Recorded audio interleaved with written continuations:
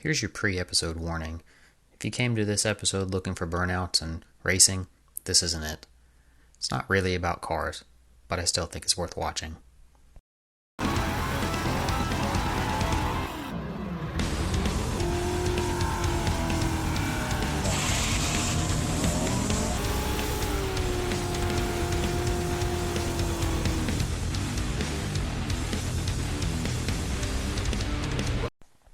This episode starts on Tuesday, October the 24th. It was a really nice day here in South Carolina, and when I got home from work, Kenneth wanted me to take him for a ride in the blue car. So we piled in, and I got him strapped in the car seat, and we headed up the road. It's finally starting to feel like fall a little bit here. It's kind of that awkward few weeks that we get where you want to turn the heat on in the morning and the air conditioning on your way home. But some of the leaves are finally starting to turn, and it's finally cool in the mornings too. I've even had a little bit of time to go deer hunting, though not as much as I would like, and it still doesn't feel nearly as cold enough as I would like it to go hunt. But like I said, in the evenings, it's still pretty warm. So, Tuesday was one of these days, and we headed to the local ice cream shop. Now, this is one of Kenneth's favorite local hangouts. I say ice cream, though it's really shaved ice. He had jumped out of the car ready to go and ordered himself the Frogger. He thought this was super cool with the gummy frog on top, and we were the only people there. He had a great time playing on their playground, and then we went and checked out some old cars in the parking lot, since the ice cream shop shares its parking lot with the used car dealership. Kenneth liked the truck best because, well, he likes the color red, but I thought this little black car is pretty neat. Not anything I'd own, but also not terrible. We cruised back home. Kenneth fell asleep in the back seat. I also want to point out my High Density Network t-shirt from James, which I really appreciate. If I can figure it out, I'll put a link to his YouTube channel up on this.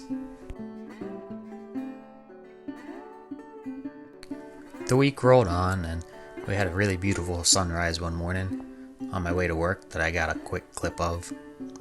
On Saturday the 30th, Tiffany and I went to the Clemson football game. Then Sunday rolled around, and I decided to service her Volvo. The last person who serviced this, though, apparently slammed the drain plug in with an impact gun, rounded it off. It was in there extremely tight. Now, this car is a pain to service anyways. There's plastic covers on everything. The oil filter is just buried down inside of the thing. And I really don't like the layout of this car. Look at this thing.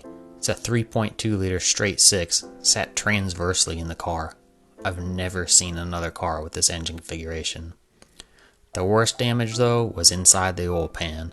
The threads came out when I pulled the drain plug out.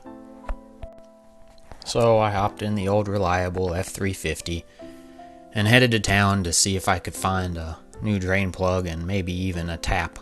This drain plug's 18mm by 1.5.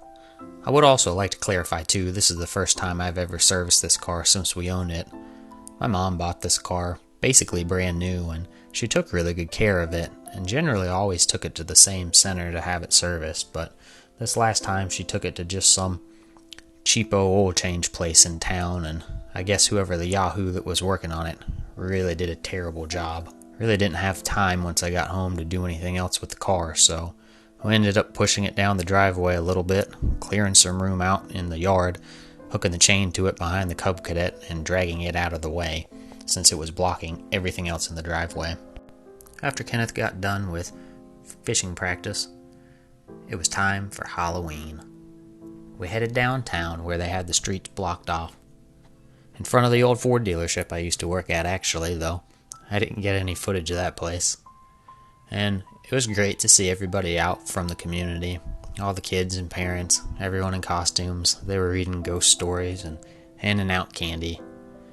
Kenneth made out like a bandit with a bucket and a bag full of candy, and we got in Tiffany's Durango headed back home as the sun went down. I hope you've enjoyed watching this. It's just kind of a behind the scenes of day-to-day life here. It's not always about turbos and burnouts. And really, the main reason I make these videos is so that one day Kenneth can look back at this point in his life where he's really young and might not have a lot of clear memories and see how much fun he had with his daddy just fooling around with old cars.